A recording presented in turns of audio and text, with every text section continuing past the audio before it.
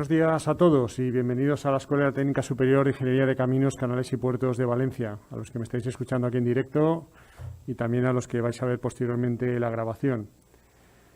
Bueno, como sabéis, hoy tenemos la primera charla que organiza el Foro Potencia en las universidades españolas, en las escuelas de Ingeniería de Caminos concretamente. El foro ya ha organizado charlas previamente para profesionales, pero estas están dirigidas específicamente para estudiantes.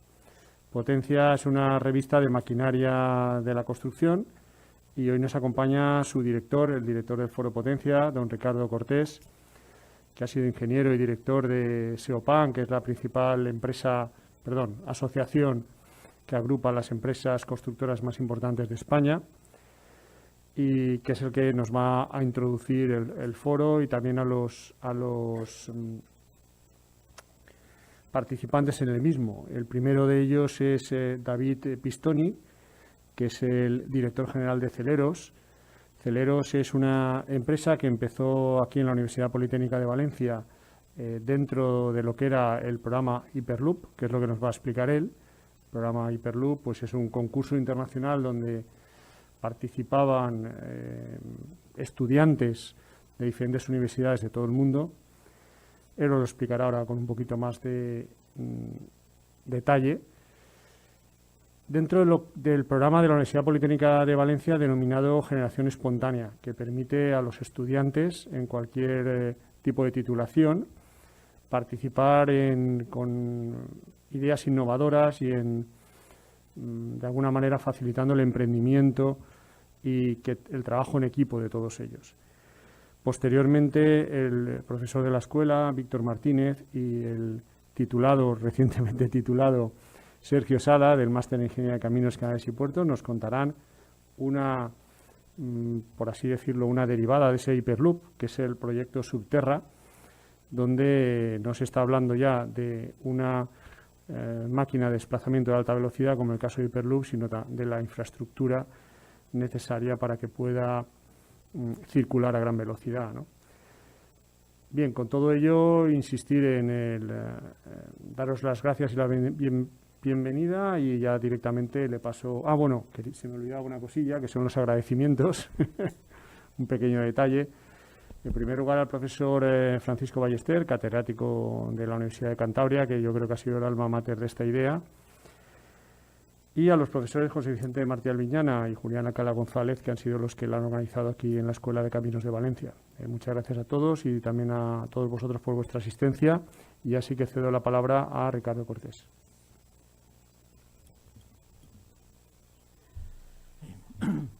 Muchas gracias, Eugenio, por tus palabras.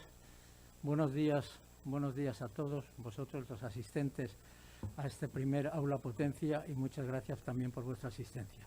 Hoy, como decía Eugenio, para mí es un día muy especial porque tengo la satisfacción de presentar por primera vez el espacio informativo Aula Potencia, que la editorial TPI, la revista Potencia y el Foro Potencia hemos creado con el propósito de acercar grandes proyectos e innovaciones al mundo académico. Sesiones magistrales con carácter divulgativo que se desarrollarán en distintas universidades y centros formativos en toda nuestra geografía. TPI, como también ha comentado Eugenio, es la editora de la revista Potencia, que es decana del sector de la construcción, con más de 60 años de actividad relacionadas con la maquinaria de construcción y últimamente muy centrada también en construcción, en aquellas construcciones que utilizan maquinaria innovadora, sistemas nuevos y muy de lo que ahora se llama la construcción 4.0. En mayo de 2020, en plena pandemia, iniciamos las sesiones del Foro Potencia, creado como punto de encuentro de empresas, asociaciones y profesionales de la industria de la construcción, donde los contenidos entre oferta y demanda son el eje fundamental de cada convocatoria. Desde entonces, el foro hemos celebrado 20 sesiones, 20 jornadas. Hemos tenido más de 2.000, del orden de 2.500 asistentes en línea, a los que, porque sí quiero decir que este Foro Potencia se transmite de forma telemáticamente, no presencial, como tenemos la suerte de estar ahora con vosotros. Entonces hemos tenido, como decía, más de 2.500 asistentes en línea y a los cuales hay que añadir más de otros 1.000 que paulatinamente siguen conectando en diferido a través de YouTube.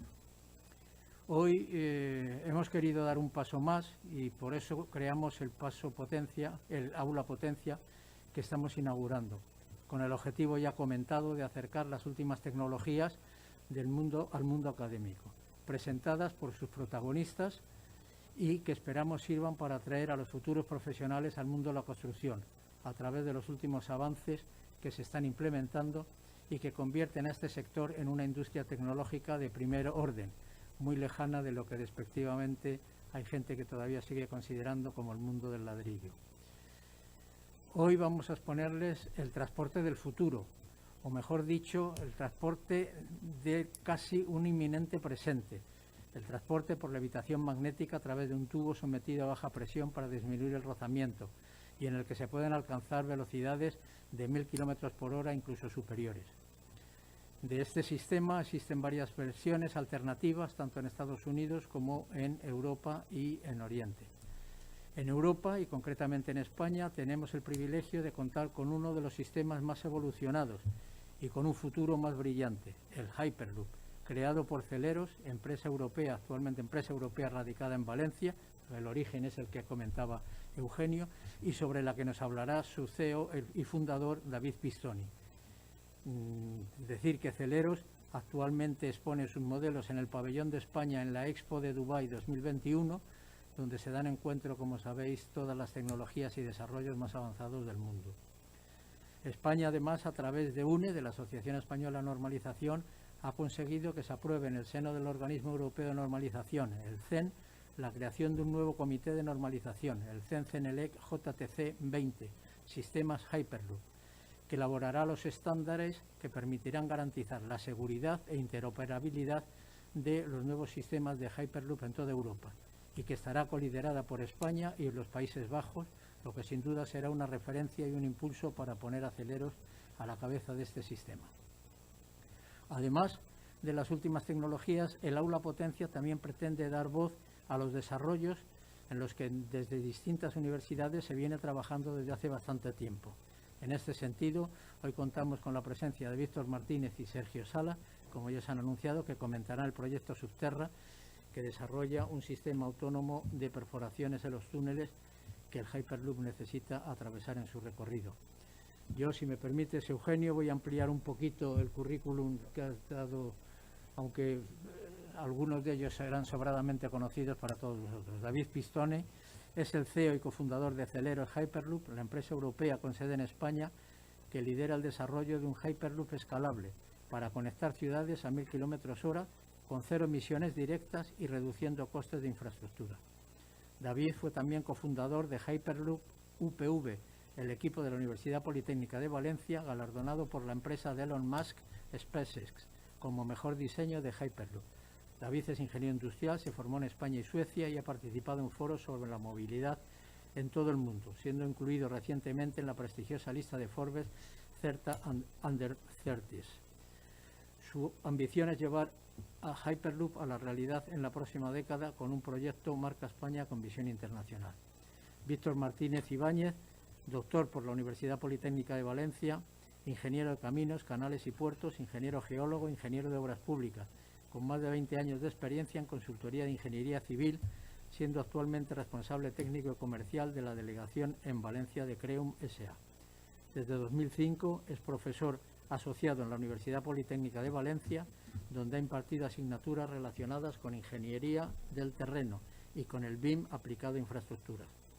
Autor de artículos de investigación en revistas y congresos orientados a la seguridad estructural en túneles, así como en métodos innovadores para facilitar su excavación. Es miembro de la Sociedad Española de Mecánica de Rocas, de AETUS, la Asociación Española de Túneles y Obras Subterráneas, y de la Sociedad Española de Mecánica del Suelo e Ingeniería Geotécnica. Actualmente es vocal electo de la Junta Rectora del Colegio de Ingenieros de Canales, Caminos y Puertos y miembro de su Comisión de Igualdad, Mujeres e Ingeniería. Que veo que hay muchas mujeres cuando yo estudiaba no había, en toda mi promoción creo recordar que había 2, pero o sea que me congratulo de ello. Por su parte, Sergio Salas García es ingeniero civil e ingeniero de Caminos, Canales y Puertos por la UPV, siendo durante su etapa académica fundador del equipo Subterra UPV, buscando una solución económica, segura y sostenible para impulsar la construcción de la infraestructura del transporte del futuro. Actualmente es miembro del equipo Sisnovatec, empresa de base tecnológica y spin-off de la Universidad Politécnica de Valencia, que diseña, produce y comercializa aisladores sísmicos SOSBRIC para evitar la interacción entre la estructura y elementos no estructurales. Bien, voy a dar paso a la ponencia de David Pizzone en primer lugar, luego intervendrán Víctor y Sergio. Al finalizar la segunda intervención habrá un turno de preguntas donde cualquiera de vosotros puede preguntar lo que crea más oportuno antes de cerrar el acto. Si quiero volver a expresar mi agradecimiento por vuestra presencia en esta primera edición del Aula Potencia, de una forma muy especial a Eugenio Pellicer, el director de la escuela, y a Julián Alcalá, su director de coordinador académico de la escuela, auténtico motor y facilitador de que esta jornada haya sido posible. Muchas gracias a todos y adelante cuando quieras, David. Bueno, pues vamos a comenzar nosotros.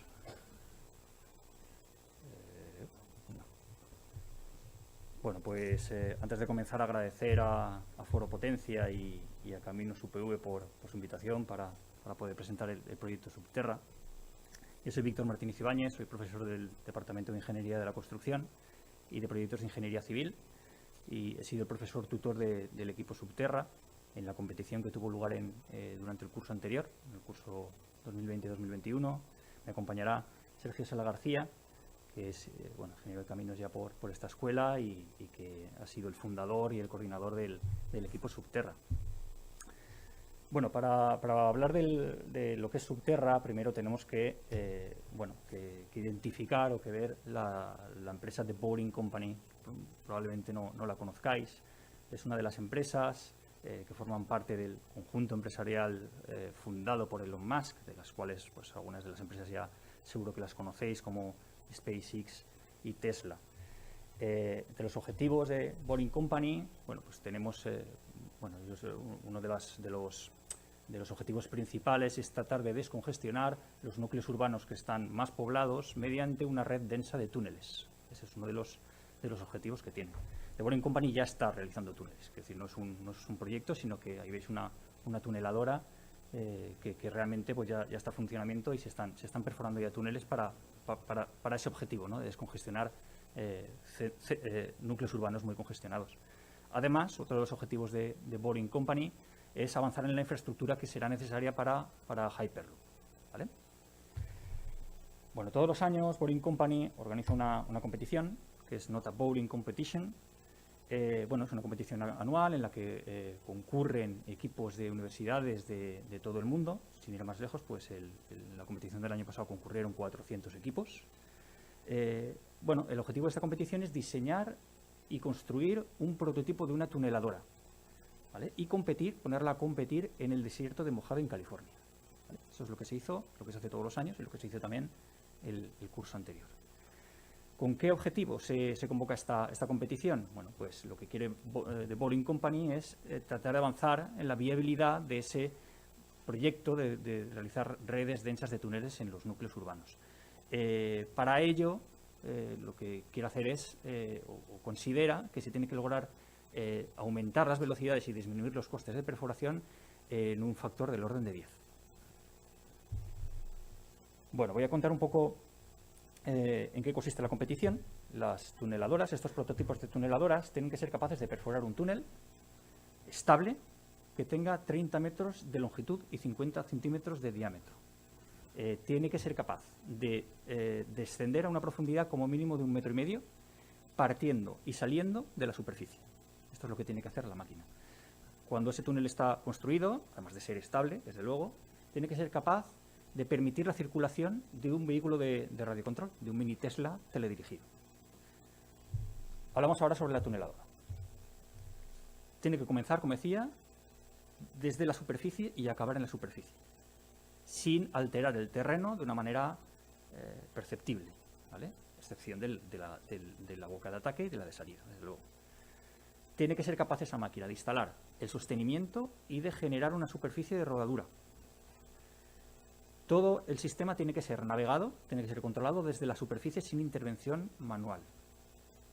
Y además tiene que utilizar energías limpias. En este caso, bueno, la verdad es que casi todos los equipos trabajaron con energía eléctrica, todos los equipos.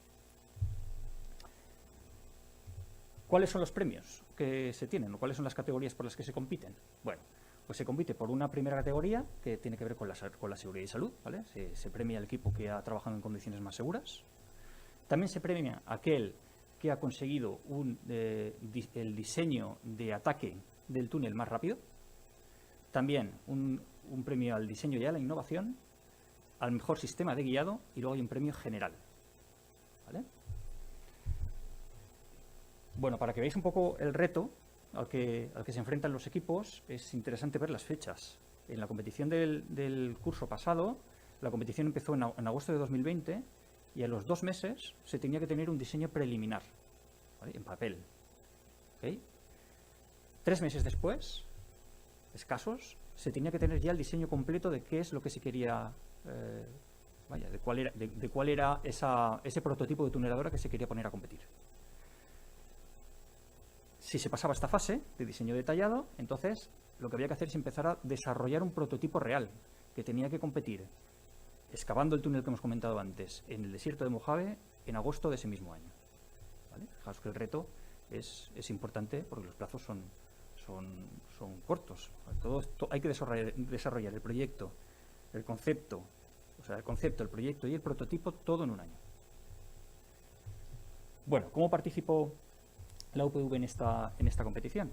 Bueno, la iniciativa de esta competición o de participar en el Nota Boring Competition proviene de alumnos de Caminos UPV, en particular pues de Sergio Sala, que fue un poco el promotor y el fundador del equipo. Para articular este equipo dentro de la Universidad Politécnica de Valencia, como antes comentaba el director, nos apoyamos en el programa Generación Espontánea, que es un programa del Vicerrectorado de Estudiantes y Emprendimiento de aquí, de la Universidad Politécnica de Valencia, cuyo objetivo es contribuir al desarrollo integral del estudiante y facilitar la adquisición de competencias transversales. Hay un aspecto que es clave, y es que los equipos tienen que estar formados por alumnos y son los que tienen que llevar la iniciativa. De hecho, los profesores somos meros consultores, los profesores que les ayudamos, y no podemos ejercer ninguna función de liderazgo o de coordinación, sino que todo tiene que estar liderado, coordinado y autogestionado por los alumnos. Bueno, una vez presentado el concurso, voy a dar paso a Sergio, que es el gran protagonista de este proyecto, junto con sus compañeros, que os explicará cómo se desarrolló la competición. Sergio, cuando quieras. Sí, ponte aquí mejor, sí. Así pasas las diapositivas. Bueno, buenos días a todos. Bueno, antes de nada, lo que quería deciros era... Perdonad, un momento. Era que yo hace 3 meses estaba ahí. O sea, ¿vale? Yo lo que voy a hablar ahora es como si fuera uno de vosotros, porque yo terminé hace 3 semanas, literalmente. Entonces, lo que yo os voy a contar, quiero que lo veáis como una invitación a algo que vosotros también podréis ser partícipes, ya no solamente de esto, sino de cualquier iniciativa que tenga que ver con la innovación, con generar equipos de estudiantes que trabajen por una causa, ya sea una competición internacional o cualquier otra cosa que se os ocurra. Bueno, entonces, os voy a contar un poco cómo fue la competición, ¿no? Nosotros nos plantamos el 1 de septiembre del año pasado aquí en la universidad. Llevábamos sin venir pues desde marzo, ¿no? Y éramos pues 5 estudiantes del máster, 4 amigos y yo, que sí, que nos habíamos enterado del concurso que os acaba de contar Víctor, pero íbamos con una mano delante y otra detrás. Entonces, lo único que sabíamos era que la primera entrega teníamos un esbozo de lo que pretendíamos hacer. Lo teníamos que entregar en octubre, el 23, y ya está. O sea, no tenemos nada más. De hecho, os he puesto aquí el nombre y el logo, porque es que nosotros cuando llegamos el 1 de septiembre aquí no teníamos ni nombre ni logo. O sea, todo esto también lo tuvimos que hacer, lo cual pues es un trabajo y es un poco para que veáis que veníamos de la nada, o sea, directamente, como podréis ser cualquiera de vosotros. La primera fase consistió básicamente en crecer, ¿no? En conseguir gente para el equipo, porque nos dimos cuenta de que si nosotros somos ingenieros de caminos, podemos saber muchas cosas sobre túneles, sobre el terreno, sobre cómo se comporta, sobre hasta incluso sobre cómo funcionan ciertas máquinas, pero a la hora de diseñar y hacer el prototipo de una máquina, pues apague y vámonos, o sea, no tenemos ni idea. Entonces, eso fue lo primero que nos dimos cuenta, de que necesitamos a gente de todas las ramas de la UPV, prácticamente. Aquí, como veis, pues gente de teleco, industriales, de informática, de todo lo que os podáis imaginar, hasta de la Facultad de Bellas Artes teníamos gente, porque es que se necesitaba de todo. Y este primer periodo, con mucho esfuerzo, conseguimos llegar a ser unas 15 personas, y éramos como una pelotera de gente que lo único que hacíamos era formarnos, leer sobre lo que ya existe, cuáles son los métodos de excavación actuales, tratar de aprender, porque sabíamos pues lo que aprendéis en la asignatura de procedimientos y pues poco más. Y luego también era una época muy bonita de compartir ideas y a ver lo que se nos ocurría a cada uno. Entonces fue una época que la disfrutamos, la verdad que bastante, pero bueno, un poco también lo que salía de ahí, como veréis, tampoco tiene mucho sentido, pero bueno, se disfrutó mucho. Lo que sí que nos dimos cuenta era de los problemas los primeros problemas que detectamos. Estos venían por las características que tenía la propia competición y las características que exigía a la tuneladora y al túnel la propia competición. Al final, para extraer el material, un espacio de 50 centímetros muy pequeño. O sea, al final, si nos ponemos a mirar cómo lo hacen las tuneladoras grandes, tratar de hacerlo en una tuneladora pequeña, se nos complicaba bastante el asunto. Luego, en cuanto al sostenimiento, pues un poco más de lo mismo. Al final, si pensábamos, vale, el terreno es inestable, ¿no? En el peor de los casos, dovelas, tal, pero claro, ¿cómo vas a meterte en 50 centímetros? O sea, es que los sistemas tradicionales no funcionaban. Y en cuanto a la impulsión, es una reflexión que pues nos dimos cuenta que a lo mejor parece muy evidente cuando te lo dicen, pero al final es que una tuneladora o se apoya sobre el terreno para avanzar o se apoya sobre el sostenimiento ya construido para avanzar. Entonces, nosotros sobre el terreno, sabiendo que era en el desierto donde tenía que competir, pues sabemos que el terreno se iba a arañar, o sea, no servía para apoyarse.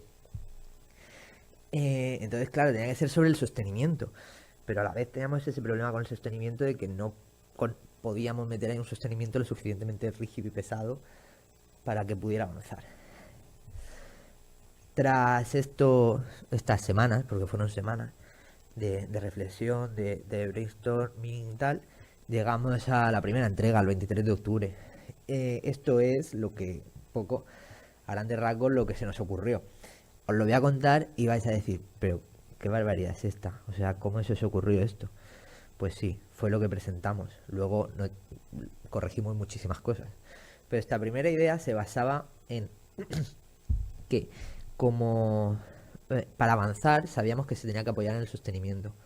Pero nosotros lo que hicimos era al revés, o sea, que fuera el sostenimiento el que le diera el impulso para avanzar a lo que es la cabeza.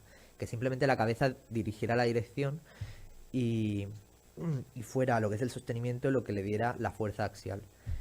De esta forma se nos ocurrió que el sostenimiento podría estar formado por una tubería de polietileno de alta densidad, pero que esta tubería se fuera conformando a través de un tornillo sin fin, que era lo que le iba a transmitir por dentro de la tubería la fuerza. Bueno, es un poco difícil de entender así rápidamente. pero aquí uno de los principales problemas era lo que es ese proceso de conformar la tubería y de cerrarla, de pasar de ser una lámina a ser una tubería y que tuviera la rigidez suficiente como para transmitir la fuerza. Pero bueno, fue en esas primeras semanas, fue una propuesta bastante interesante. De hecho, como veréis, muchas de las cosas las dejamos. En cuanto al tema de extracción que os he comentado antes, lo que se nos ocurrió era mediante succión. Y bueno, sí, esto es un poco a grandes rasgos. Entrando ya en detalle, como os he dicho, esto era un esquema del sistema de extracción por succión. Por otro lado, esto es lo que os intentaba explicar.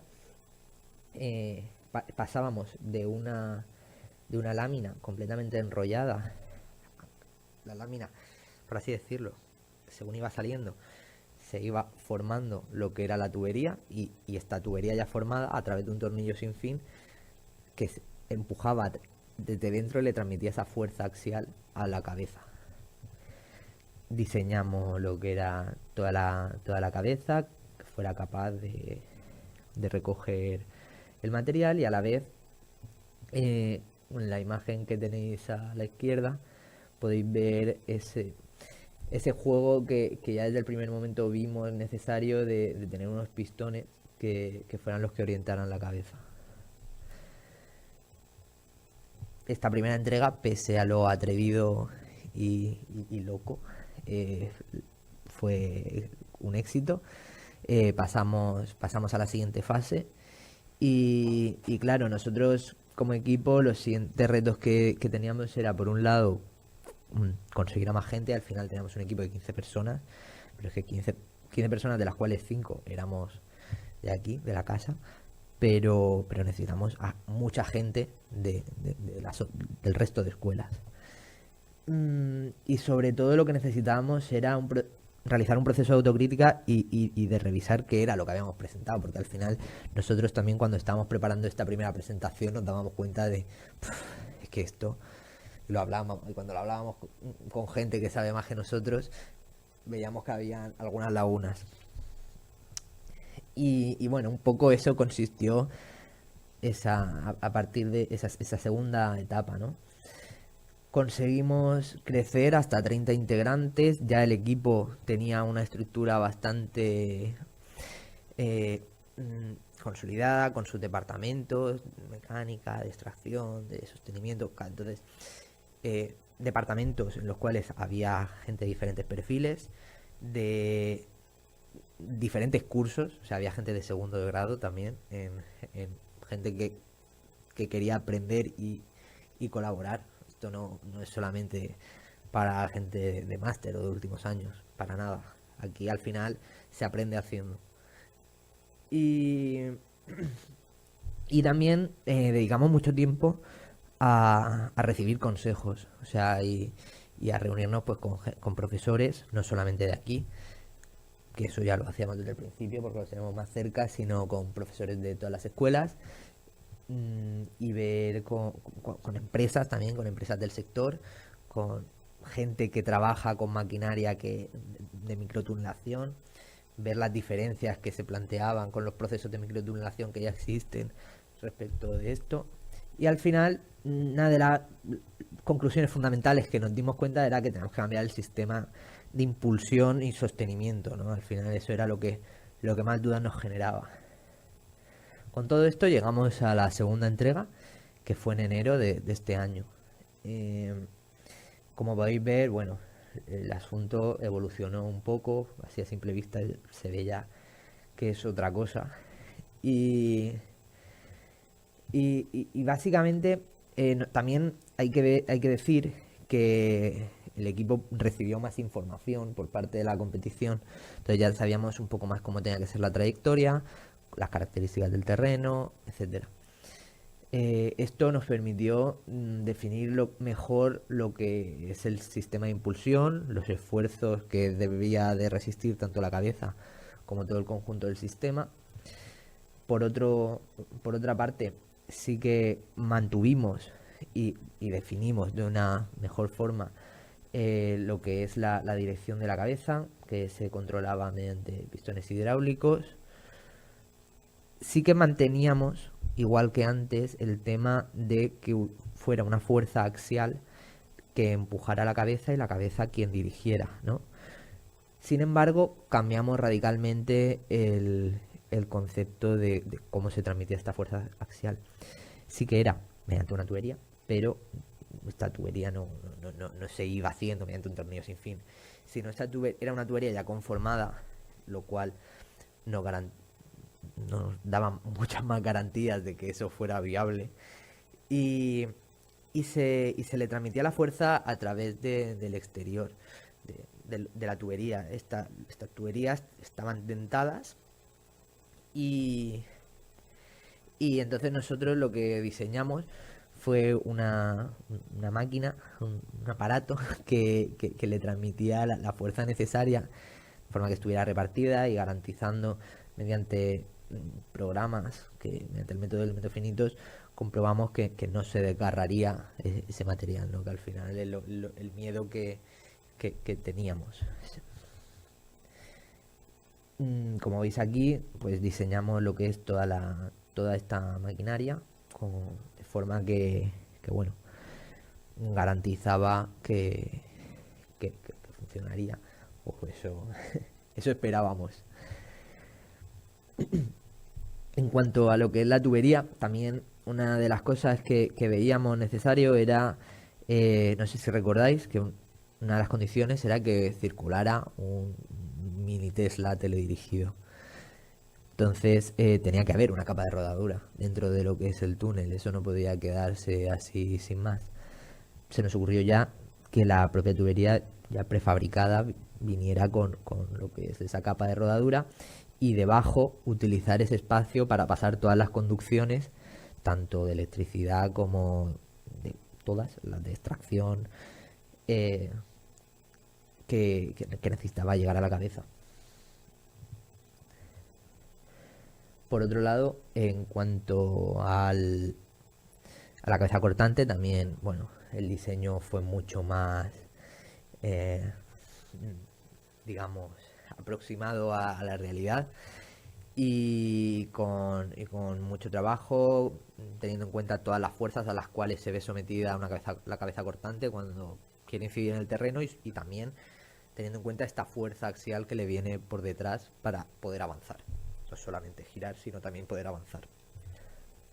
El resultado para el equipo fue que no superamos esta fase, no llegamos a la final, fuimos semifinalistas, nos quedamos en el top 20 a nivel mundial, lo cual para nosotros, pues en el momento fue una pequeña decepción, no os voy a engañar, porque sí que pensábamos que podíamos aspirar a la final, pero viéndolo desde la distancia sí que es totalmente una satisfacción porque pasaron 12 universidades, nosotros nos quedamos en el top 20, no entre esas 12, pero son las universidades más prestigiosas del mundo.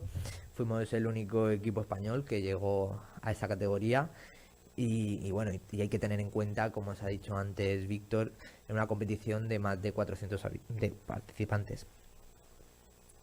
Y el resultado, aparte de esto, a mí siempre me gusta decir que el resultado, vale, sí fue este, pero también, y aún más, el aprendizaje que conseguimos desarrollar sobre maquinaria, sobre métodos de excavación, sobre cómo aplicar todos estos conocimientos que aprendemos con gente de otras disciplinas, cómo llevarlo a cabo en algo práctico y que puede solucionar problemas reales. Luego, también en la creación de un equipo con futuro. Este equipo a día de hoy se mantiene. Sí que es cierto que los 5 que comenzamos pues ya no somos estudiantes de la UPV y por tanto por los requisitos de generación espontánea es que podemos ser colaboradores externos. Entonces ya no somos miembros, pero seguimos vinculados al equipo y que realmente es una experiencia única en la cual se aprende muchísimo disculpas a los profesores que hay aquí, pero se aprende mucho, mucho más que a lo mejor en una hora de clase, en una hora de de poner en práctica esos conocimientos y sobre todo de buscar tú esa información. A modo de curiosidad, ¿no? La competición siguió, fue la final en el mes de agosto y bueno, los ganadores de las diferentes categorías, como podéis ver aquí, pues fueron la Universidad de Maryland, en seguridad, la de Virginia en velocidad, en cuanto a innovación y diseño, la de Zurich, y tanto como el mejor sistema de guiado como el ganador global fue la Universidad Tecnológica de Múnich. Cosa que, bueno, es decir, que se veía venir desde el principio porque se les veía que tenían un buen prototipo. Pero yo también lo que quiero deciros es, os he contado todo lo que ha sido un ciclo de esta competición, pero esto no termina aquí. Ahora mismo estamos en octubre de 2021 y esto ha vuelto a empezar y esto continúa. Entonces, cualquiera de vosotros que pueda estar interesado en unirse a un equipo así, ya no solo por lo que podéis aprender en conocimientos académicos, sino que también está muy bien, sino por la experiencia que os puede dar personal y el crecimiento que os puede dar a vosotros, yo os recomiendo que si tenéis ahí un poquillo esa duda, no dudéis en poneros en contacto a través de redes sociales. En todas las redes sociales es el mismo @, o si no a través de correo, que quedéis con algún miembro del equipo que os cuente un poco la cosa y que lo veáis. Os digo que no os vais a arrepentir. Y bueno, finalmente muchas gracias y agradeceros a todos que nos hayáis escuchado y al foro por invitarnos.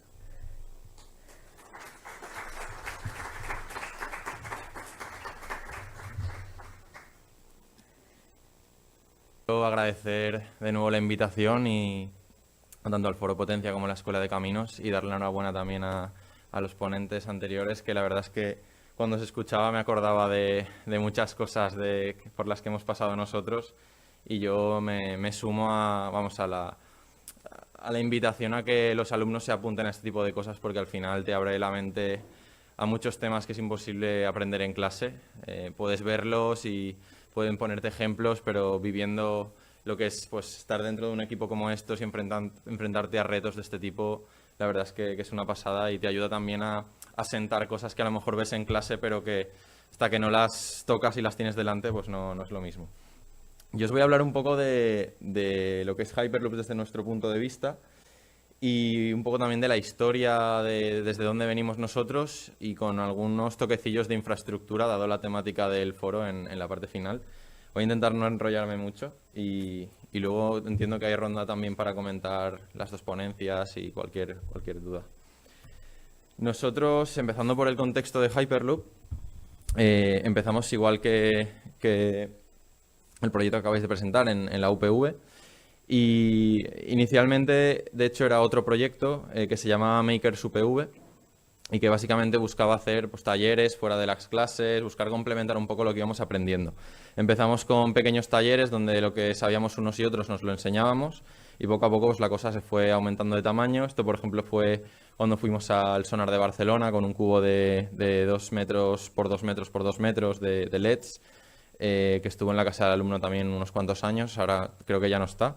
Pero básicamente la cosa fue creciendo por iniciativa de los alumnos. En este momento Generación Espontánea no existía aún y poco a poco, gracias a este proyecto, Fórmula Student y varios proyectos que surgieron a la vez, pues se fue dando forma a estas iniciativas, con lo que creo que es un programa pues súper potente y que ofrece a los alumnos muchas cosas. Incluso participamos en competiciones de la NASA, llegamos a las fases finales, o sea, nos fuimos dando cuenta de que a veces nos menospreciamos a nivel local, desde Valencia, desde España, miramos al MIT, miramos a Stanford y decimos, hostia, esto es inalcanzable, cuando realmente en el cara a cara, o sea, a nivel de presupuestos es otro tema, pero a nivel de calidad de la enseñanza y de lo que aprendemos en la universidad, pues la verdad es que no tenemos nada que envidiar.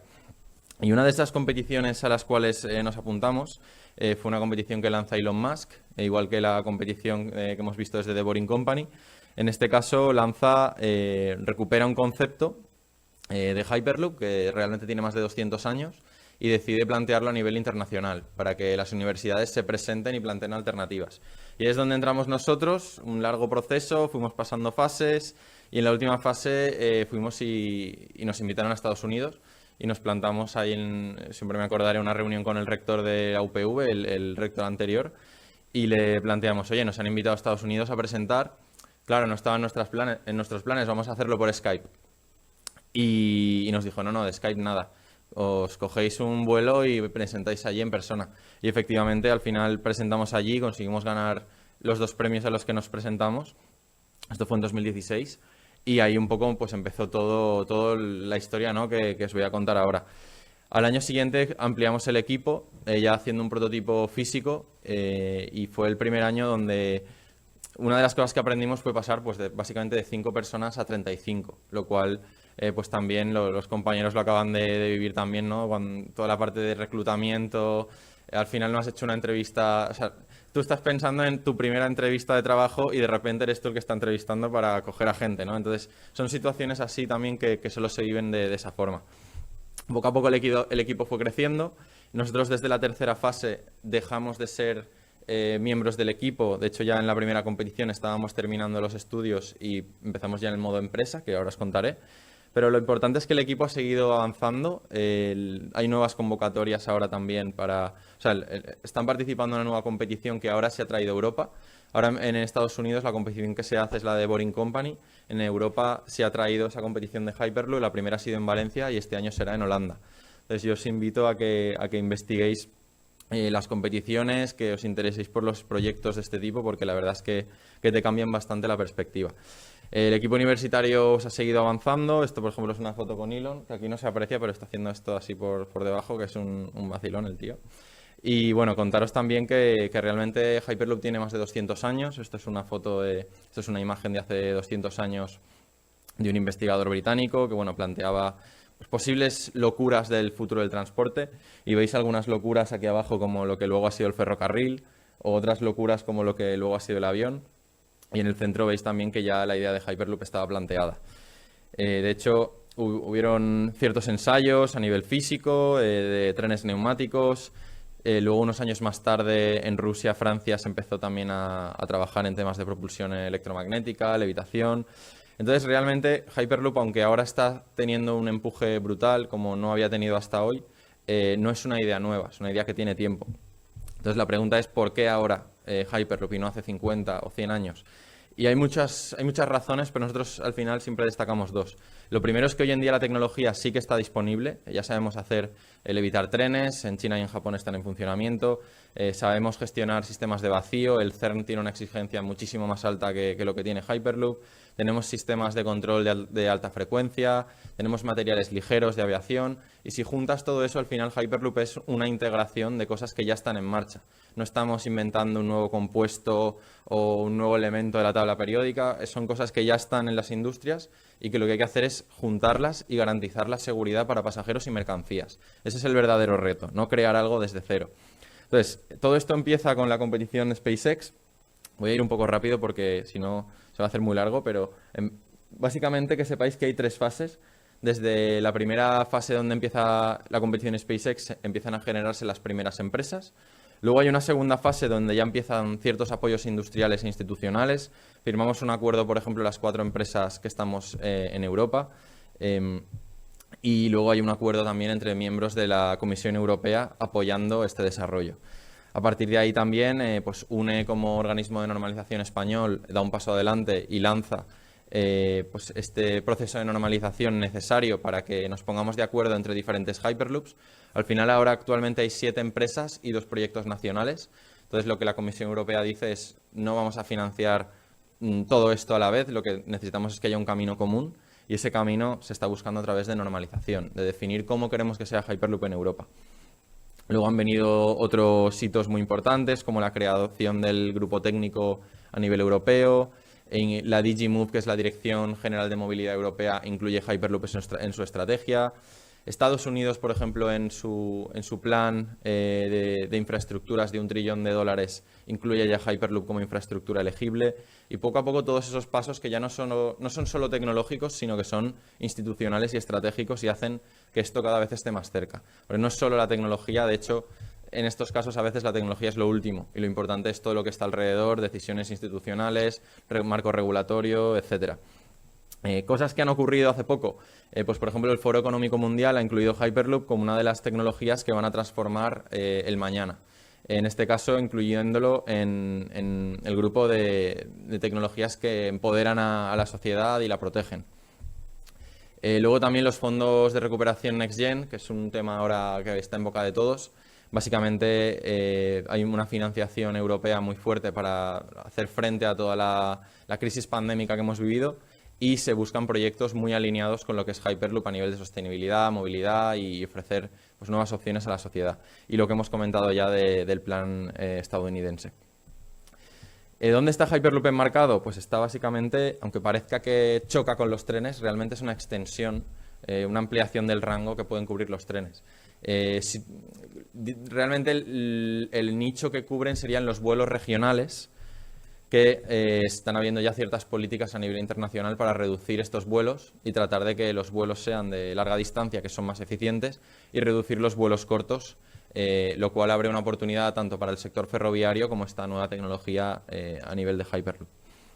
Esto, por ejemplo, es un proyecto que lanzamos hace poco, que se llama Visión 2050, se puede encontrar en nuestras redes sociales y en nuestra página web, que al final lo que plantea es un futuro en el cual ya tenemos instaladas las redes.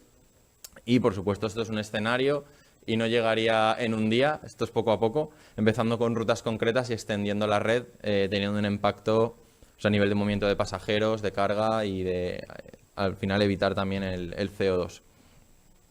A nivel de estandarización, también para contaros cómo está, se ha conseguido que la presidencia pues sea una presidencia española, un experto ferroviario que se llama Jaime Tamarit.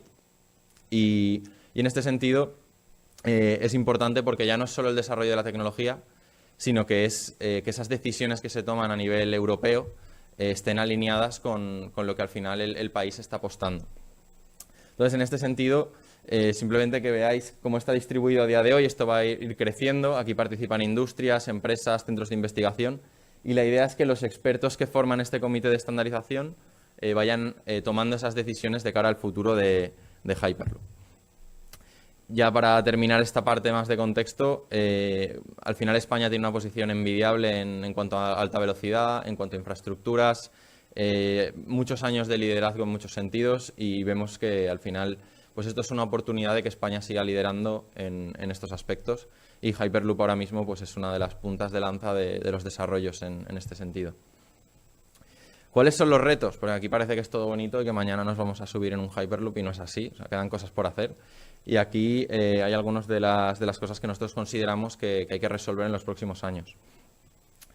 Estos serían los 4 pilares, hay algunos otros, pero esas serían las partes fundamentales. Para empezar, hace falta un camino que garantice la seguridad y la certificación de la tecnología. Nadie se va a subir en un cacharro que no esté totalmente certificado y probado. Y por eso hace falta ya no solo que la tecnología y la operación sean seguras, sino que haya un camino de certificación para que esto se pueda validar. Esto ya se está trabajando a nivel de normalización porque está en colaboración con Shift2Rail, que es Comisión Europea, que sería el regulador. Entonces, digamos que todo esto está empezando en marcha con el desarrollo, o sea, en paralelo con el desarrollo tecnológico. Luego está el tema de la escalabilidad. Está muy bien ir muy rápido y evitar CO2, pero si no hay gobierno que pueda pagar esto, nadie va a instalar este tipo de tecnología en sus regiones. Por eso es muy importante el coste de infraestructuras, que es una de las cosas por las cuales nosotros trabajamos, reducirlo al máximo, y luego que la operación del sistema también sea lo más baja posible.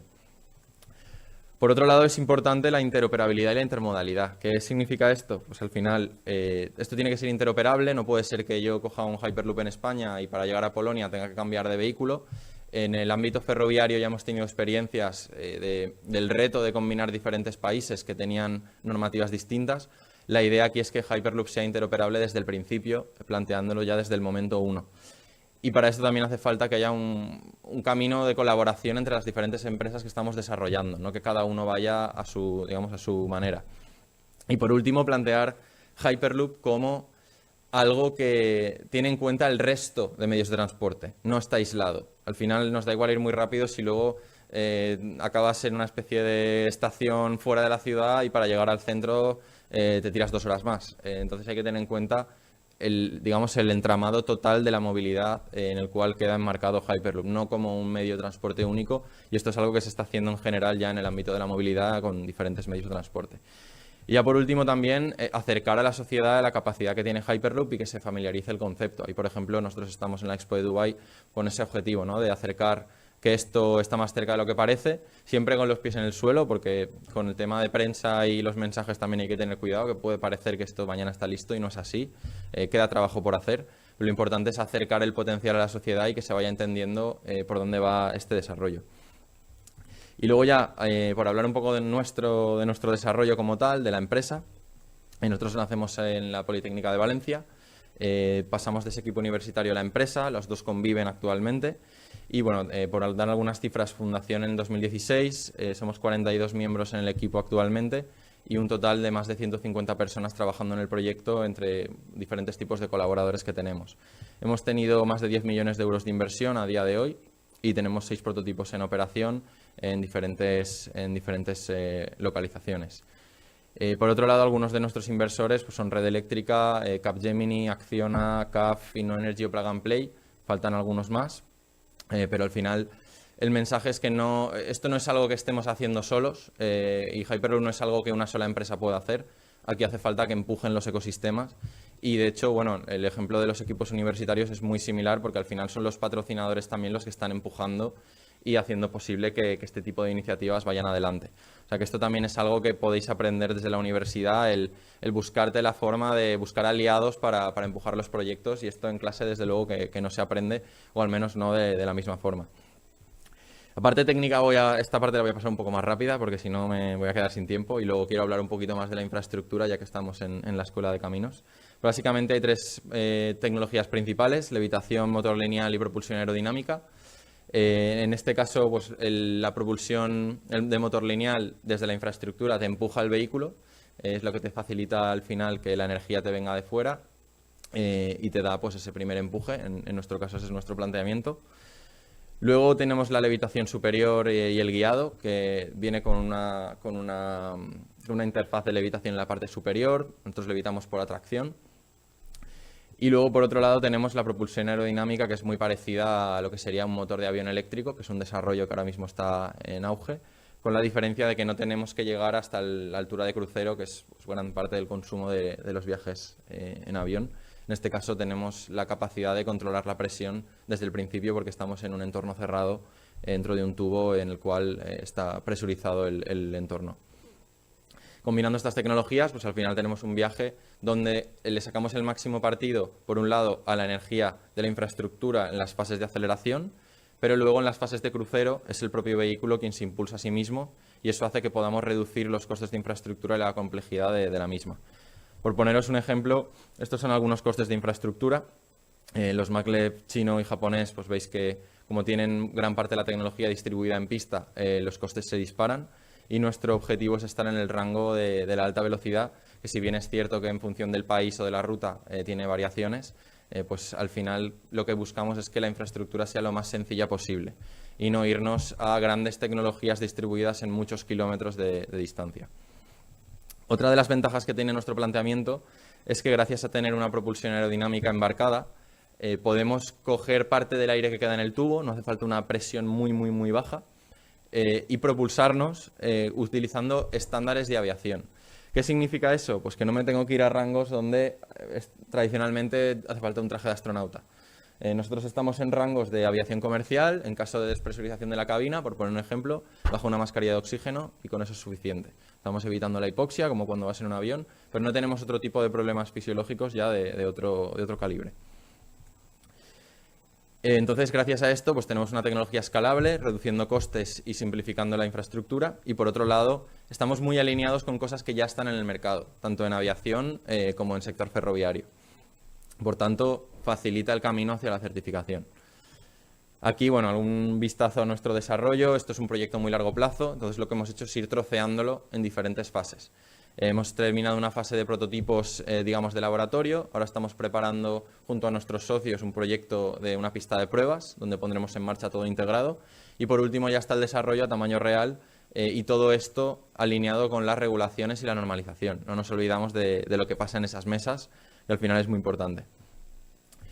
Y os cuento rápidamente, aparte del equipo que tenemos, pues tenemos el apoyo de Capgemini, que es una gran consultora que nos da apoyo también con un equipo full time. Además tenemos otra serie de colaboradores de diferentes ámbitos y pues una serie de inversores, apoyo institucional. O sea, al final lo importante de esta slide es que no estamos solos, del mismo modo que los equipos universitarios no están solos. Aquí tenemos apoyos de diferentes entidades y sin estas entidades y sin este ecosistema no podríamos estar avanzando al ritmo al que estamos avanzando. Por destacar otras colaboraciones, otros inversores, estamos trabajando con Airbus, con ArcelorMittal. Airbus, pues yo creo que todos lo conocéis. Tenemos una colaboración en la parte de propulsión eléctrica. ArcelorMittal como la primera compañía del mundo del sector del acero. También Capgemini como líder en I+D y de ingeniería. InnoEnergy como iniciativa europea que impulsa la transición energética y que tiene experiencia en grandes proyectos europeos como la Battery Alliance de Europa. O luego, por ejemplo, CAF como experto en movilidad y fabricante de vehículos ferroviarios.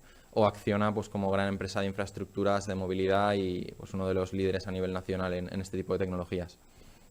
Y ya para terminar lo que es la presentación de Celeros, tenemos otros proyectos que nos permiten llevar la tecnología a mercado antes. Esto, por ejemplo, es un proyecto que tenemos para mover containers dentro de puertos y aeropuertos con un sistema eléctrico. Y aquí ni hablamos de 1000 por hora, ni vamos al vacío, ni levitamos. Esto es un sistema eléctrico que utiliza el motor lineal y que es una aplicación más a corto plazo y que, por ejemplo, en este caso pues tenemos financiación europea junto a una empresa polaca para hacer un piloto y el año que viene se pondrá en marcha.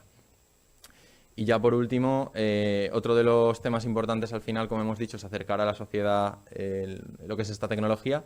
Y aquí hay un pequeño vídeo que no sé si se habrá incrustado bien, pero lo intento y si no os lo cuento yo. Pero básicamente estamos en Dubái desde hace relativamente poco, vamos a estar 6 meses.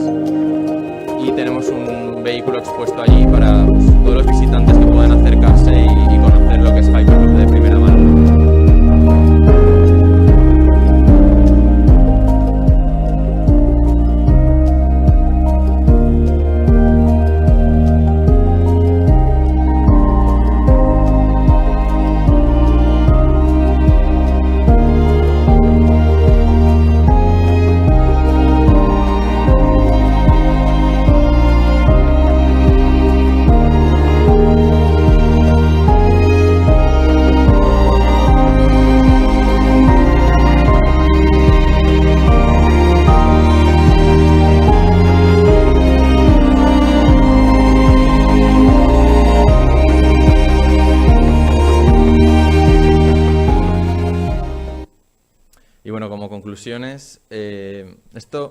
Esto es un extracto de una ponencia que hicimos en Alemania hace poco, donde nos juntamos todos los Hyperloops compartiendo un poco nuestra visión y os doy muy rápido los mensajes principales que lanzamos allí.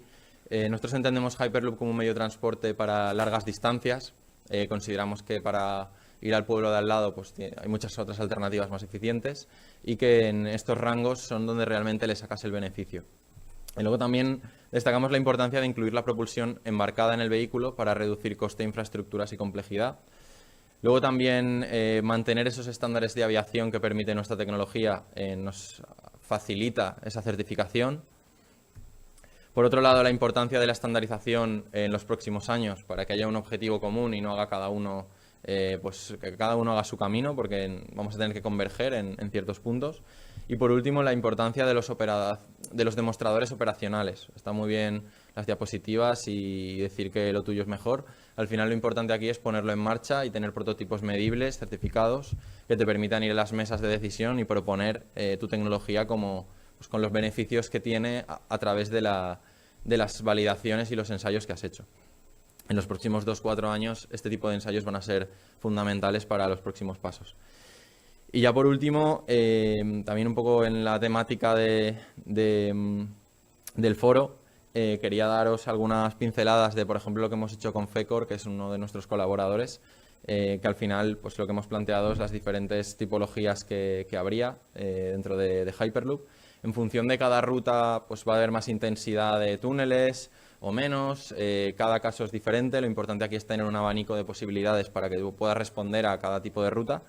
Y en este caso, pues la parte de infraestructura, por ejemplo, nosotros nos apoyamos mucho en nuestros partners. Tenemos un equipo en la empresa, pues al final de ingenieros de caminos que está creciendo poquito a poco y sobre todo también por coordinar esas empresas que son mucho más grandes que nosotros. Pero al final, sin duda, la infraestructura es una de las claves de que Hyperloop pueda ser una realidad. Entonces, aquí hay diferentes tipologías. Tenemos también, pues, esto es un ejemplo de algunas de las cosas que se están planteando. Hay diferentes materiales posibles. También hay que pensar en los sistemas de seguridad, formato de viaducto, en diferentes tipologías. También tenemos que tener en cuenta los puentes. Entonces, todo esto realmente, digamos que ya está inventado, pero a la vez tenemos que estar preparados para adaptarnos, porque al final pues las vibraciones que reciben los soportes en función del peso, velocidad, pues sí que son casos un poco nuevos, ¿no? No estamos reinventando la rueda, pero sí que tenemos pues una serie de escenarios que no son exactamente lo que se dan a día de hoy, por ejemplo, en el ámbito ferroviario. Y a través de este estudio que se hizo también de costes de infraestructura, de tipologías, os voy a dar unas pinceladas muy rápidas, no voy a profundizar, que si no alguno se va a dormir. Pero os voy a dar unas pinceladas de un caso de estudio que hicimos en este foro en Alemania hace poco. En este caso, pues con una ruta que, como estábamos en Alemania, pues la cogimos alemana, de 908 kilómetros y buscando pues un poco hacer unos números alto nivel. Ahora veréis que no llegamos a la zapata, como quien dice, pero sí que hemos llegado a plantear pues las cifras que habría detrás de una ruta como esta. Entonces aquí, bueno, esto ya lo hemos visto, pues velocidades de hasta 1000 km por hora, confort del tren con la velocidad del avión, protección a las condiciones externas y, bueno, básicamente un poco lo que hemos hablado sobre lo que es Hyperloop, ¿no? Para pasajeros y para carga. Entonces, en este caso, el racional de la selección de esta ruta fue un foro en Alemania porque al final estábamos allí, en un foco alemán en cuanto a la selección de ruta. Una distancia no muy larga, pero tampoco corta, 900 kilómetros en este caso, que está un poco en el rango medio que nosotros vemos para aplicación de Hyperloop. Y luego que haya pues, suficiente información sobre cuánta gente se mueve entre estos puntos, lo cual se cumplía en este caso. Entonces, hicimos una distribución en el cual, pues en este caso, teníamos una ruta que estaba bastante elevada, que tendríamos 700 kilómetros de viaducto para 100 de túnel, 48 de puente. Y luego tendríamos también una zona enterrada. Tendríamos la distribución que veis a la derecha entre los diferentes puntos y tendríamos dos formas de analizar esto, ¿vale? Una primera forma sería un análisis desde el punto de vista de la capacidad, es decir, yo me imagino que tengo aquí los trenes llenos, los vehículos llenos todo el rato, esto no para y tengo demanda máxima. A ver a cuánto soy capaz de suplir con esta tecnología. Y luego tengo otra que es demanda, vamos a hacer esto con las cifras que yo preveo que voy a tener por las demandas que hoy hay en cuanto a transporte en estos puntos. Entonces, en cuanto a capacidad, que es, digamos, dar el máximo potencial de lo que sería esa ruta, aquí elegimos una serie de variables, cuánto tiempo tarda en prepararse el vehículo, cuántas horas estamos operando, cuántos días al año, la distancia, intervalo entre vehículos, digamos que damos una serie de variables y volcamos todo eso en un modelo de ruta que nos da una serie de resultados. Ponemos también unos costes de infraestructura con y sin riesgo geológico, ponemos diferentes costes para las diferentes tipologías y cogemos en este caso 200 pasajeros por vehículo y 20 toneladas de carga de máximo. Todo esto nos da unos gastos de CAPEX, de OPEX, por supuesto aquí hay mucho trabajo detrás, aquí son pues, imágenes muy breves. ¿Y esto qué pasa? Pues que nos sale que nos vamos a hacer ricos en muy poco tiempo. ¿Por qué? Porque hemos asumido que nuestros vehículos van a estar llenos y no van a parar de funcionar sin parar. Esto realmente no es realista, nos permite entender o confirmar que con Hyperloop podemos cubrir la demanda y si esto se diera, pues la ruta es súper eficiente y súper beneficiosa, pero la realidad es que luego lo que necesitas es tener una demanda para que esto ocurra. Y luego hay un proceso muy similar, que en este caso no lo he puesto, pero donde ya bajamos un poco, siendo más conservadores, las condiciones de esa ruta, con menos pasajeros, menos frecuencias de salida, tiempos más amplios entre un vehículo y otro, etcétera, y ya nos sale,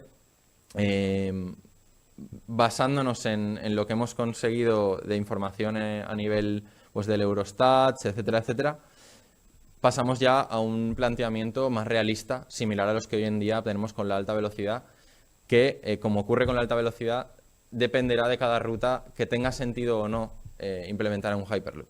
Tiene que haber una demanda, tiene que haber movimiento, ya sea de carga o de pasajeros o de ambos, y en este caso pues ya nos saldrían unas cifras de ruta pues, más consistentes con la realidad. Todo esto lo vamos a ir publicando. Ahora, por ejemplo, el Visión 2050, el mapa de Europa que os hemos enseñado, eso ya está publicado. En nuestras redes lo podéis encontrar. También vamos a ir lanzando noticias próximamente respecto a la Expo de Dubái, que tendremos algunos días allí, pues algunas semanas que serán importantes. Y sin más, yo de nuevo, bueno, dar la enhorabuena a mis compañeros por la iniciativa y animaros a que os planteéis pues desde la universidad participar en este tipo de cosas.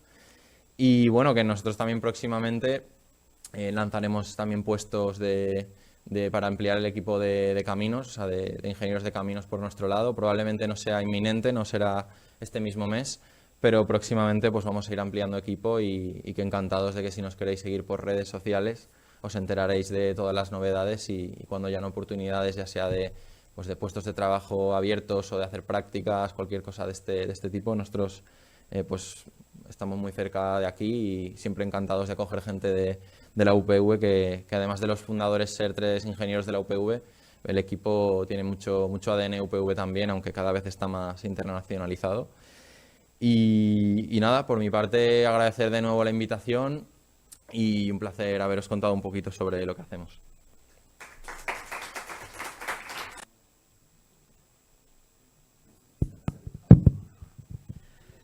Bueno, muchas gracias a David y muchas gracias a vosotros. Lamentamos el que se haya variado el turno de la presentación, pero bueno, a fin de cuentas el orden de los factores tampoco altera el producto. Sí, ahora entramos en un turno de preguntas para los asistentes que queréis hacer la pregunta. Levantáis la mano, yo os acerco el micrófono, decís a quién que le queréis hacer la pregunta y a continuación nuestra pregunta. Yo, para romper un poco el hielo, sí me gustaría preguntarte 2 cosas, David, y luego otra cosa a vosotros. Aquí el tema que entiendo que es un tema importante, el tema del coste del billete del pasajero. ¿Eso tenéis una idea de cómo va a salir comparado con el AVE o con el avión? La primera cuestión, porque claro, el tema de la demanda dependerá mucho. España no es un país excesivamente grande. Yo esta mañana desde Madrid hasta aquí en el AVE me ha traído 1 hora y media, entonces a lo mejor por ahorrarme 30 minutos, también depende de dónde esté, porque claro, me ha tardado 1 hora y media, pero he tardado casi 1 hora en llegar hasta la estación desde mi casa.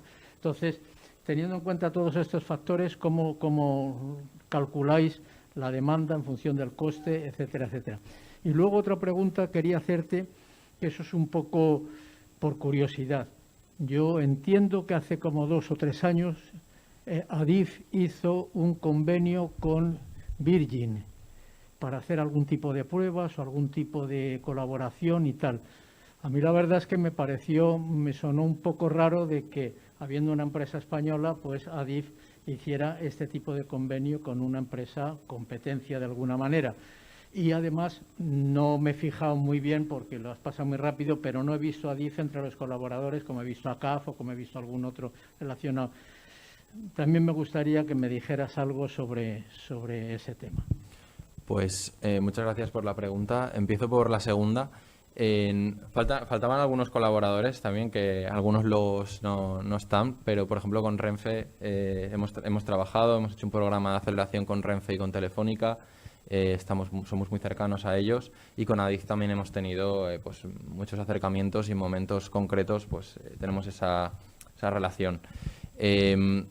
respecto al tema de Virgin Hyperloop One en España, nosotros lo veíamos con buenos ojos, siempre y cuando sea algo también abierto, que nutra a todos, ¿no? Por igual. Es un tema que ahora aparentemente se ha quedado un poco parado, pero bueno, nosotros ahí simplemente pues, estábamos conectados al tema y bueno, éramos conscientes y estábamos informados.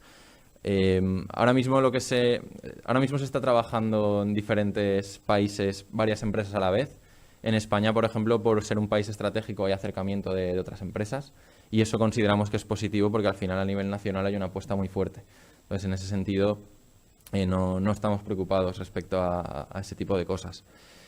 Y respecto a la primera pregunta, España no va a ser el primer país que ponga una ruta de Hyperloop porque al final tenemos una buena línea de alta velocidad y ahora mismo, aunque queremos que la tecnología sea española y la regulación sea europea, creemos que las primeras rutas de Hyperloop posiblemente ni siquiera estén en Europa.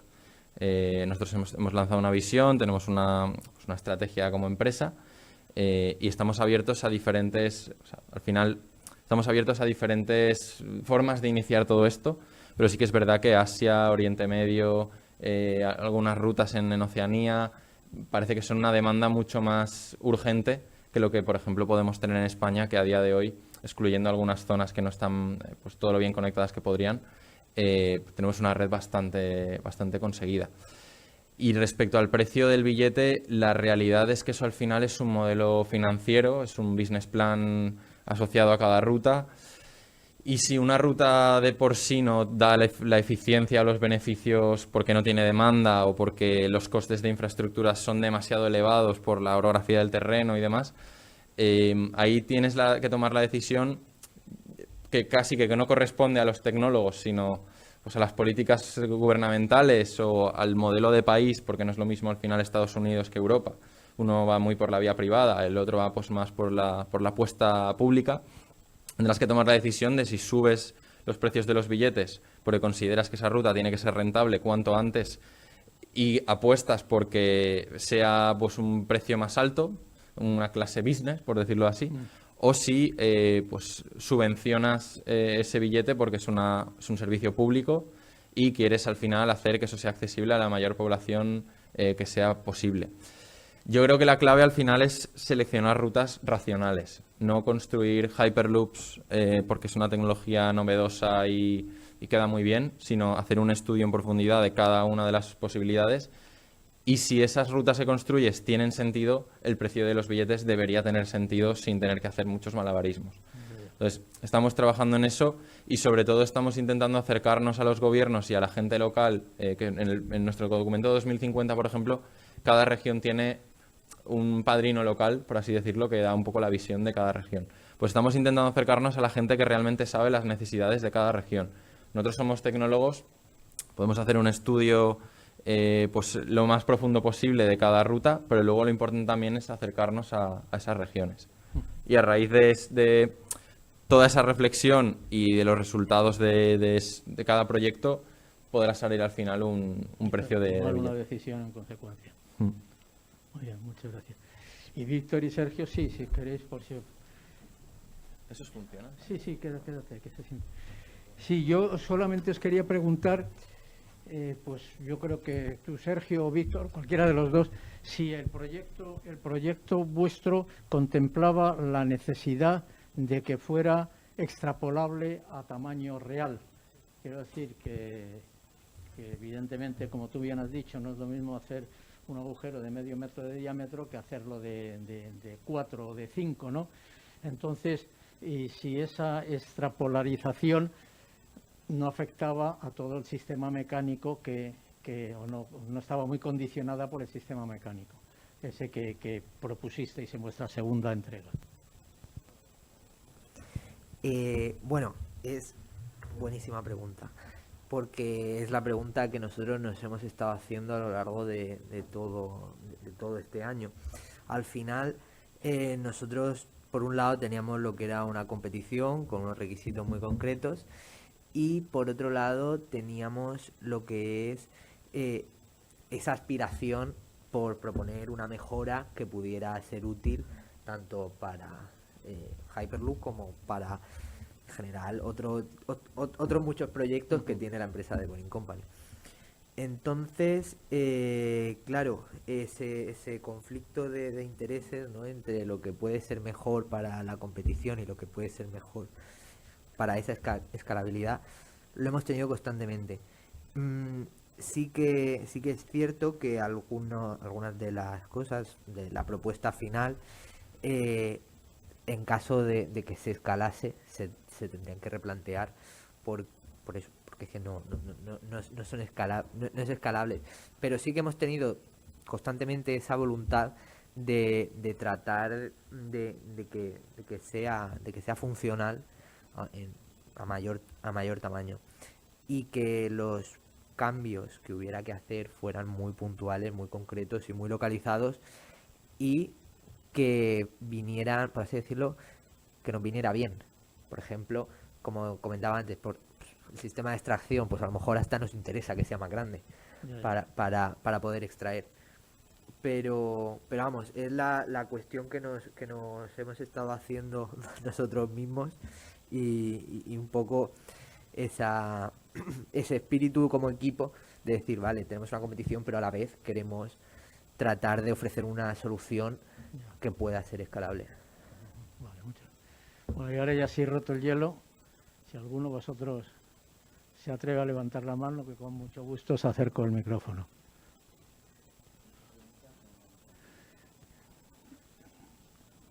Bueno, un valiente. Bueno, a mí me gustaría hacer una pregunta acerca del Celeros, porque has dicho que la energía que se abastece no se abastece a través de la infraestructura, creo haber entendido. O sea, ¿cómo se abastece el Celeros sin a través de la infraestructura? Me gustaría hacer eso. Perfecto. Pues gracias por la pregunta. No es que no utilicemos la energía de la infraestructura, sí que la utilizamos, pero hay dos fases. Hay una fase que sería la fase de aceleración, donde sí que utilizamos motores lineales que utilizan la energía de la infraestructura, y luego hay una fase de crucero, cuando ya tenemos esa velocidad, al final es la fase de crucero del viaje, donde las baterías son las que alimentan el compresor. Básicamente viene a ser algo similar a la aviación eléctrica, pero evitándonos gran parte del consumo, porque el lanzamiento, digamos, que es el pico de consumo más alto, lo hacemos desde la pista, desde la infraestructura, con esta tecnología de motor lineal.